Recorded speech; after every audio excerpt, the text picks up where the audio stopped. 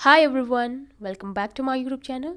आई hope कि आप सब बहुत अच्छे होंगे। फ्रेंड्स, अगर आप लोग मेरे चैनल पर नए हैं और आपने चैनल को सब्सक्राइब नहीं किया है तो प्लीज़ इसे सब्सक्राइब करके वीडियोस को लाइक कर दीजिए और कमेंट करके ज़रूर बताइएगा कि आपको इस फैन फिक्शन की स्टोरी कैसी लग रही है। लास्ट पार्ट में हमने देखा था कि वांग जी अपने अंकल के मना करने के बाद भी ठंडी गुफा में चला गया था। वो ग्यूजिन के पास था और उसे कंट्रोल करने की कोशिश कर रहा था। ठंडी गुफा में यिन आयरन के टुकड़े को देखकर चिरेन ये समझ गया था कि वेन रूहान जिस शक्ति का इस्तेमाल कर रहा है वो यिन आयरन है। इसका मतलब उसे यिन आयरन के और टुकड़े मिल गए हैं। शीजन अपने अंकल से पूछता है, अंकल यिन आयरन ये क्या चीज़ है? इससे पहले कि चिरेन उसे कुछ भी बताता, वांग जी अपने मेडिटेशन से उठ गया। वो धीरे धीरे हवा से नीचे ज़मीन पर आने लगा। उसने अपनी आंखें खोली तो सामने अपने अंकल और भाई को देखा। वो बिल्कुल भी सरप्राइज नहीं लग रहा था। ऐसा लग रहा था जैसे उसे पता था कि उसके भाई और अंकल उसे ढूंढकर यहाँ आएंगे। वांग जी को उठता देखकर उसके अंकल गुस्से में उस पर भड़क पड़े। वो कहते हैं, वांग जी तुम हमेशा अपनी क्यों चलाते हो? ये सब कुछ तुमने क्या किया? तुमने हम सबको मुसीबत में डाल दिया है। तुम जानते भी हो इसका नतीजा क्या होगा? वांग जी अभी भी बिल्कुल शांत था। अपने अंकल के गुस्से का उस पर कोई भी इफेक्ट नहीं हुआ था। शिचेन अपने अंकल को रोककर कहता है, अंकल प्लीज़ आप इतना गुस्सा मत कीजिए, आपकी तबीयत खराब हो जाएगी। वांग जी अपने अंकल के सामने आ गया था। वो कहता है, अंकल मुझे एक बात समझ में नहीं आ रही है, आप मुझे इस ग्यूचिन से दूर क्यों रख रहे हैं? हमारे पास इतना शक्तिशाली हथियार है, इससे हम वेन रूहान के खिलाफ लड़ सकते हैं, आसानी से जीत सकते हैं। तो फिर आपने इसे यहाँ पर क्यों छुपा कर रखा है? चिरन उससे कुछ कहना चाहता था लेकिन वो क्या कहे। वो कहता है, वांग जी तुम्हें पूरी बात नहीं पता है। वांग जी ने कहा, अंकल मुझे पता है कि हम लोगों को पूरी बातें नहीं पता, लेकिन ये आपकी ड्यूटी है कि आप हमें पूरी जानकारी दें। प्लीज़ मैं आपसे रिक्वेस्ट कर रहा हूँ, हम लोगों से छुपाने की ज़रूरत नहीं है। हम लोग बड़े हो गए हैं, सेक्ट की जिम्मेदारियां हम पर हैं। आप कब तक हमें बच्चा समझेंगे? चिरेन के पास वांग जी का इस सवाल का कोई भी जवाब नहीं था, इसलिए वो कहता है, वांग जी बहुत हो गया है, चलो यहाँ से। वो लोग ठंडी गुफा से बाहर आने वाले थे लेकिन वांग जी ग्यूचिन की तरफ मुड़ा और उसने उसे उठा लिया। चिरेन उससे कहता है, वांग जी तुम इसे बाहर लेकर नहीं आ सकते हो। लेकिन वांग जी ने अपने अंकल की बात नहीं सुनी। उसने वो यिन आयरन का टुकड़ा भी उठा लिया। वो कहता है, अंकल मैं इन दोनों को बाहर लेकर आ रहा हूँ और आप मुझे इनके बारे में सब कुछ बताने वाले हैं। लेन चिरेन के पास अब कोई ऑप्शन नहीं था, इसलिए उसने वांग जी से बहस नहीं की और वो लोग अपने कबीले में वापस आ गए।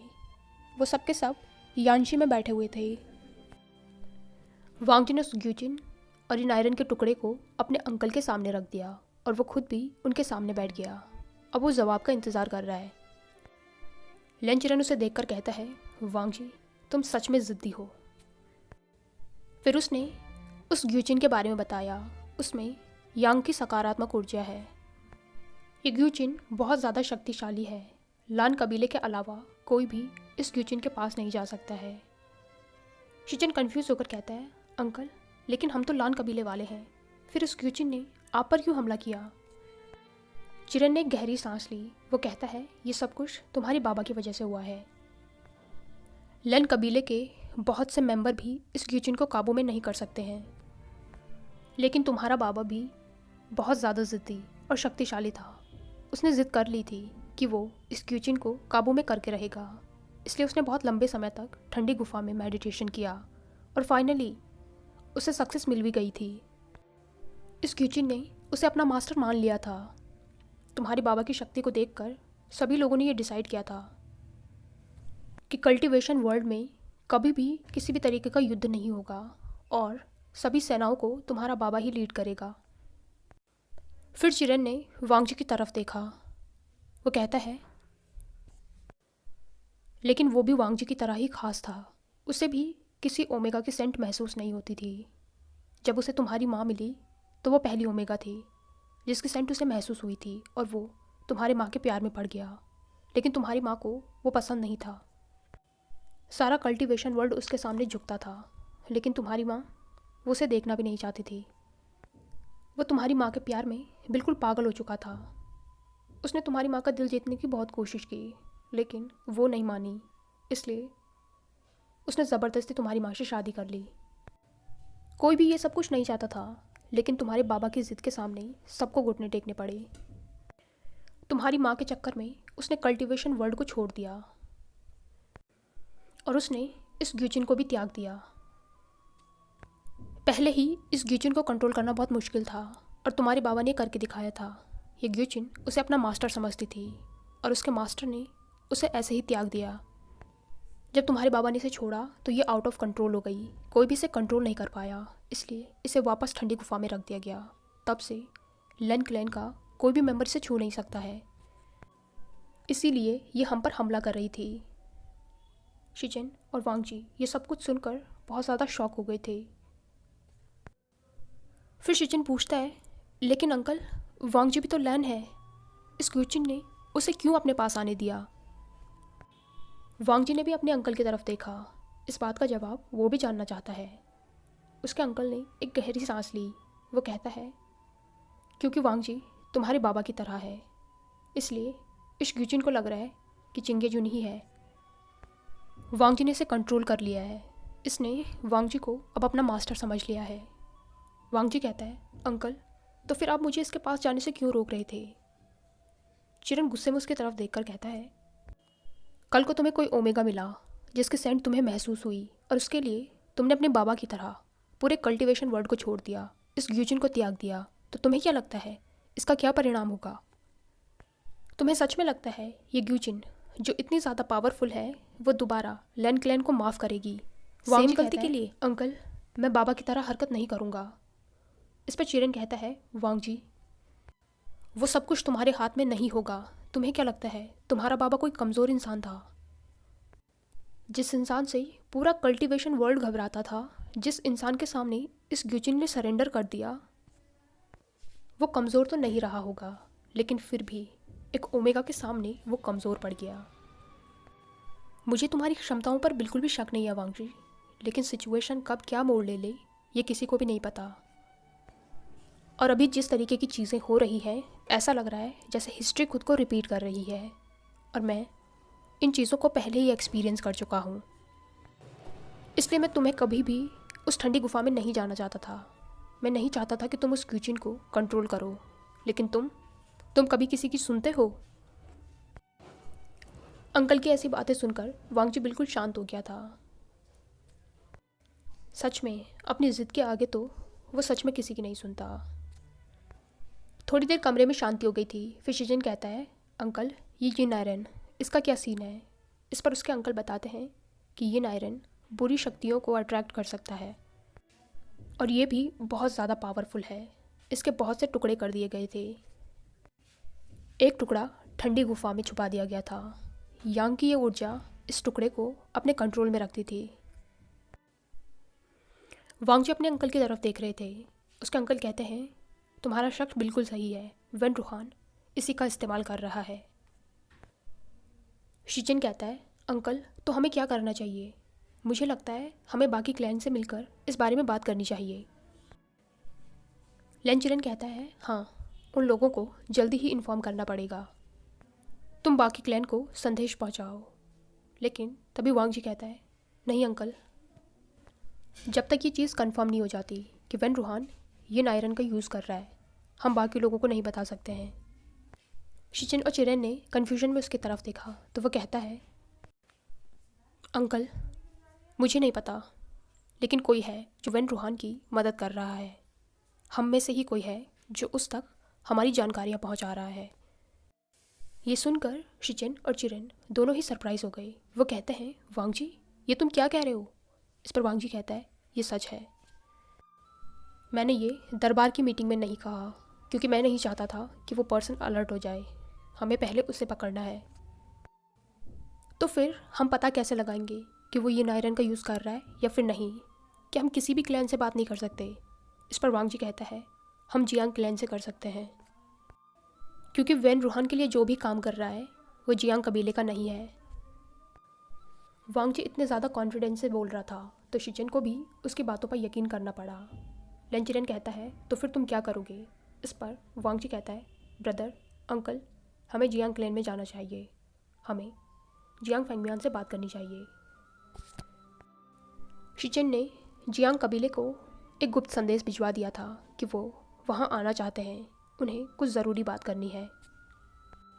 युनमंग में जियांग फेंगमियान इस पत्र को पढ़ रहे थे।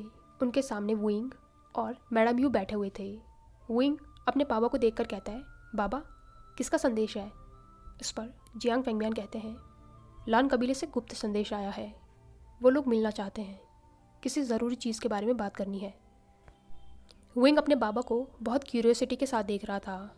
लैन कबीला, उसने बहुत ज़्यादा सुना है इस कबीले के बारे में। उसने ट्विन जेड्स के बारे में भी बहुत कुछ सुना है, लेकिन उन्हें कभी देखा नहीं है। अगर वो भी अल्फ़ा होता तो उसे भी घुस जाने का मौका मिलता। शायद वो भी इन ट्विन जेड्स के साथ अपनी ट्रेनिंग कर पाता। वो ये सब सोच ही रहा था, तभी मैडम यू कहती है, गुप्त संदेश? जियांग फेंगमियान उनकी तरफ देखकर कहते हैं, हाँ, लगता है बात कुछ गंभीर है। फिर वो पास खड़े सैनिकों से कहता है, जाकर तैयारियां करो, लैन क्लैन के मेंबर यहाँ पर आ रहे हैं। उस सैनिक ने उन सबको प्रणाम किया और वो वहाँ से बाहर चला गया। तभी वहाँ पर जियांग चेंग आया, जो कि बहुत ज़्यादा परेशान लग रहा था। वो अपने बाबा से किसी चीज़ के बारे में बात करना चाहता था, लेकिन अपनी माँ और वुइंग को वहाँ पर देखकर वो रुक गया। मैडम उसे देखकर कहती है, अचेंग, क्या हुआ? तुम्हारा चेहरा, तुम इतने परेशान क्यों लग रहे हो? जंगशा कहता है, बाबा, मुझे आपसे कुछ ज़रूरी बात करनी है। उसके बाबा कहते हैं, हाँ, कहो। लेकिन जियांग चेंग ने विंग की तरफ देखा। ऐसा लग रहा था जैसे वो इस बात को विंग के सामने नहीं कहना चाहता है। वो बिल्कुल चुप था। तो जियांग फेंगमियान कहता है, जियांग चेंग, क्या बात है? विंग को पता था जब तक वो यहाँ पर है जंक्शन नहीं बताएगा, इसलिए वो कहता है, माँ, बाबा, मैं शिजिए के साथ जा रहा हूँ। और उसके बाद वो वहाँ से चला गया। मैडम यू जंक्शा को देखकर कहती है, ऐसी क्या बात है जो तुम विंग के सामने नहीं कर सकते हो? जंक्शा कहता है, बाबा, मुझे एक ज़रूरी जानकारी मिली है। जियांग फेंगमियान उसे देख रहे थे। वो कहता है, हमने कहा था ना कि वेन रूहान किसी शक्ति का इस्तेमाल कर रहा है। वो किसी यिन आयरन का इस्तेमाल कर रहा है। यिन आयरन का नाम सुनकर जियांग फेंगमियान और मैडम यू दोनों ही शॉक हो गए थे। जियांग फेंगमियान उसे देखकर कहते हैं, जियांग शेंग, तुम्हें पता है ना तुम क्या कह रहे हो? इस पर जंक्शा कहता है, हाँ बाबा, मैं सच कह रहा हूँ।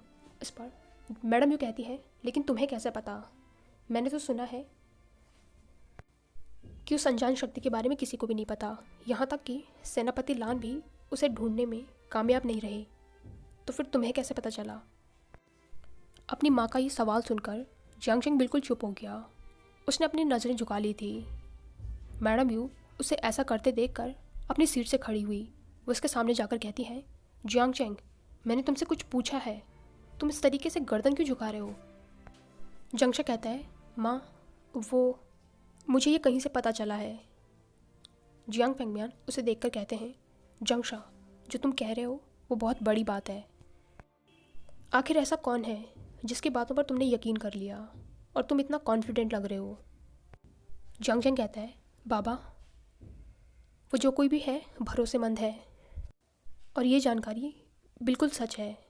इस पर मैडम यू कहती है, अगर वो पर्सन इतना ही भरोसेमंद है तो तुम हमें उसका नाम क्यों नहीं बता रहे हो?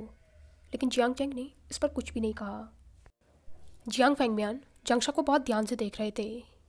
जंक्शा को देखकर ही लग रहा था कि वो बिल्कुल भी मजाक नहीं कर रहा है और ना ही वो सुनाई बातें बता रहा है, बल्कि वो अपनी इस खबर के लिए बहुत ज़्यादा कॉन्फिडेंट लग रहा है। इसका मतलब यही है कि जिसने भी जंक्शा को ये जानकारी दी है उस पर वो बहुत ज़्यादा यकीन करता है। फिर जियांग फेंगमियान उसे देखकर कहता है, ठीक है, इस बारे में हम बाद में बात करेंगे। वैसे भी लैन कबीले के कुल प्रमुख और सेनापति लान आ रहे हैं। जंक्शा सरप्राइज होकर कहता है, लान कबीले के? लेकिन क्यों? इस पर वो कहता है, उन्हें कुछ ज़रूरी बात करनी है। वांगजी और शिचिन दोनों ही नाव पर थे। वो युनमंग के बहुत करीब आ गए थे। दोनों ही एक दूसरे के साथ खड़े थे। उनके आगे युनमंग शहर था जो पूरे कमल के फूलों से खिला हुआ था। शिचन के चेहरे पर एक प्यारी सी स्माइल थी। वो कहता है, वांग जी, युनमंग कितना सुंदर है ना। वांग जी चारों तरफ देख रहा था। उसे ये नज़ारा बहुत ही ज़्यादा पसंद आ रहा था। वो कहता है वांग जी पहली बार युनमंग आया था। वो लोग लोटस पियर के पास पहुँचे।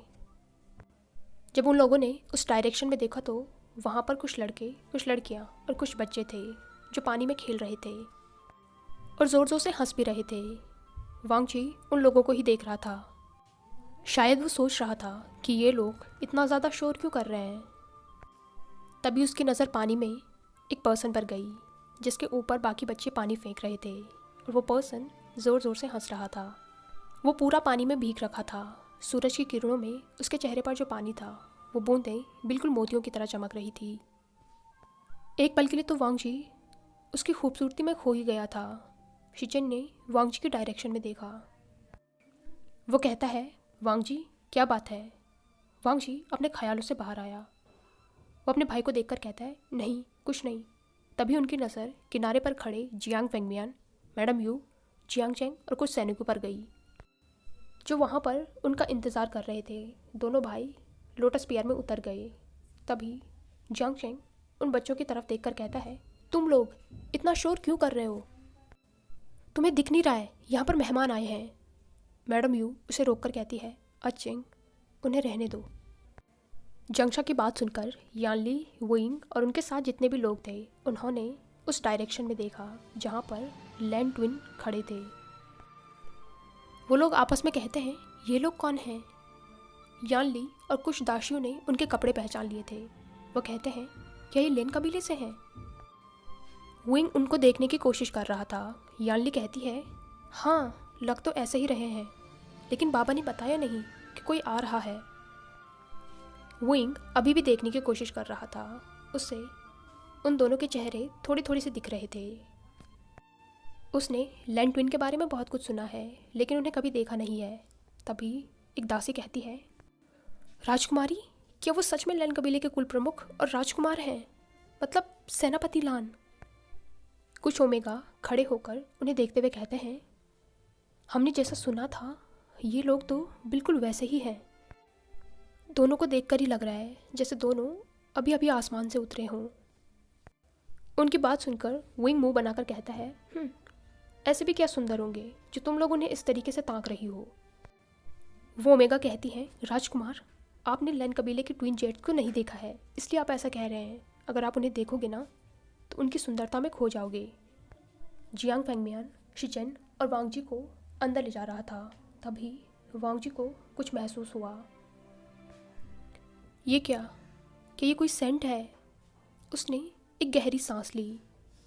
उसे एक प्यारी सी और काम सेंट महसूस हुई।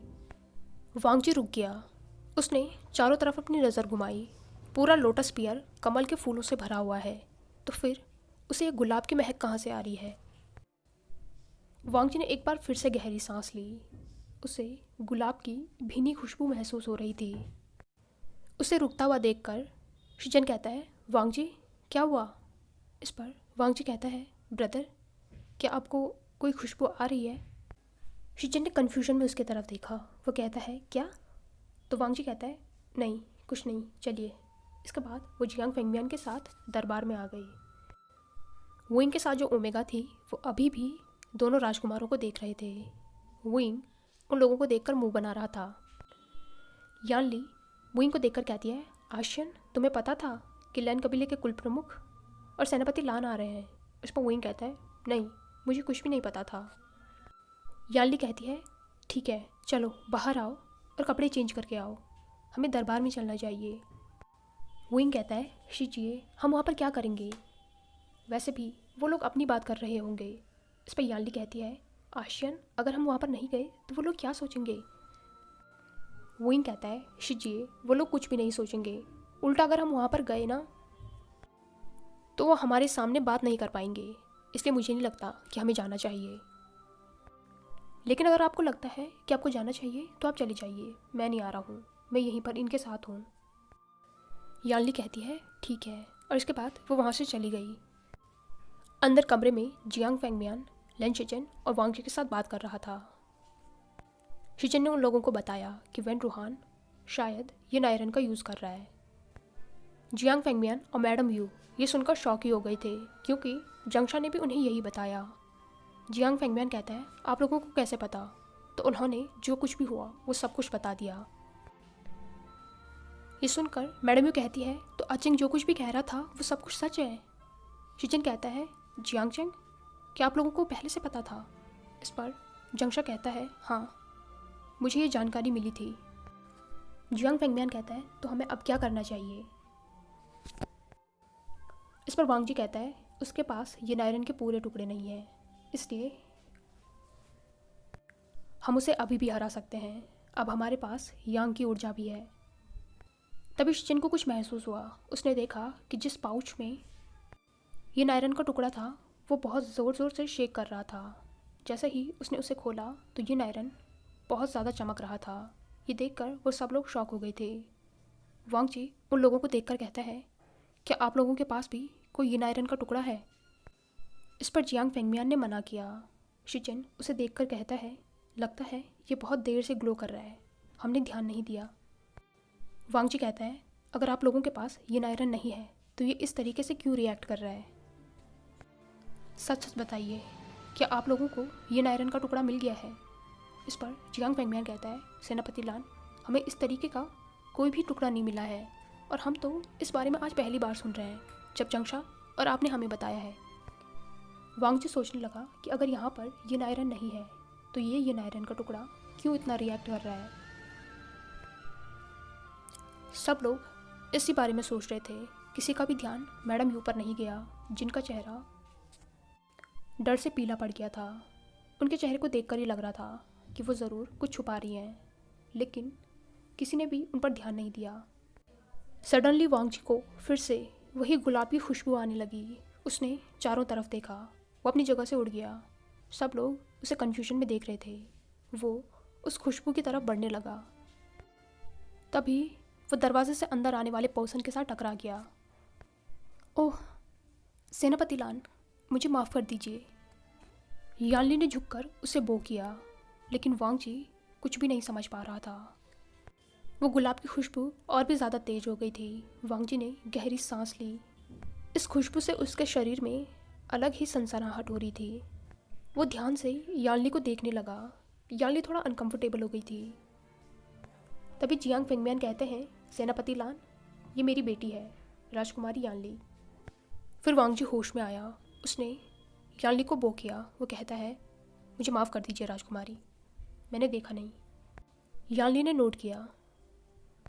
वांग जी कहता है, क्या आप ओमेगा हैं? इस पर यानली ने फिर से नोट किया। वांग जी का ऐसा सवाल सुनकर शिचेन सोच रहा था कि ये वांग जी को क्या हुआ, ये क्या पूछ रहा है। लेकिन वांग जी तो कुछ और ही सोच रहा था। राजकुमारी यानली ओमेगा है और उसे उनकी सेंट महसूस हो रही है। वो पहली ओमेगा है जिसकी सेंट वांग जी को महसूस हुई है। तो क्या उसके अंकल जो कह रहे थे वो सच है? हाय एवरीवन, आई होप कि आपको ये पार्ट पसंद आया हो। अगर आपको ये वीडियो पसंद आई हो तो इसे लाइक, कमेंट, शेयर और चैनल को पक्का से सब्सक्राइब कीजिए। Thank you.